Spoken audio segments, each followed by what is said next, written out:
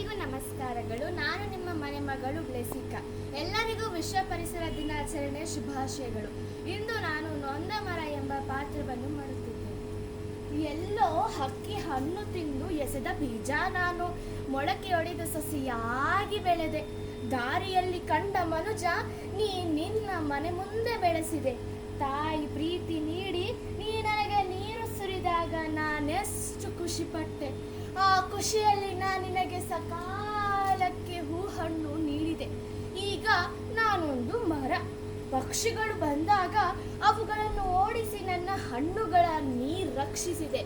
ಅದೇ ನಿನ್ನ ಮಕ್ಕಳು ಹಣ್ಣು ಕೀಳಲು ಕಷ್ಟಪಡುವಾಗ ನನ್ನ ರೆಂಬೆ ಕೊಂಬೆಗಳ ನೀರ್ ಕಡಿದೆ. ಆ ನೋವಿನಲ್ಲೇ ಬಳಲಿ ಬಳಲಿ ಸಕಾಲಕ್ಕೆ ಹೂ ಹಣ್ಣು ನೀಡಲು ಶಕ್ತಳಾದೆ. ಹಣ್ಣು ನೀಡದ ನನ್ನ ಕಡೆದು ಸೌದೆ ಮಾಡಿ ಅದರಲ್ಲೂ ನೀ ಸಂಪಾದಿಸಿದೆ. ಈಗ ನಾನೊಂದು ನೊಂದ ಮರ. ನಾ ದಾರಿಯಲ್ಲೇ ಬೆಳೆದು ಮರವಾಗುತ್ತಿದ್ದರೆ, ಪಕ್ಷಿಗಳಿಗೆ ಹಣ್ಣು ನೀಡುತ್ತಿದ್ದರೆ ಸುಖವಾಗಿರುತ್ತಿದ್ದೆ.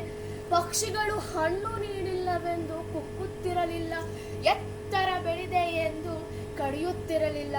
ನಾನು ಬಿಸಿಲಲ್ಲಿ ನಿಂತು ನನ್ನ ಬಳಿ ಬರುವವಗೆ ತಣ್ಣಗಿನ ಆಸರೆಯ ನೆರಳನ್ನು ಕೊಡುತ್ತಿದ್ದೆ. ಈಗ ನಾನೊಂದು ಮರ, ಈಗ ನಾನೊಂದು ನೊಂದ ಮರ.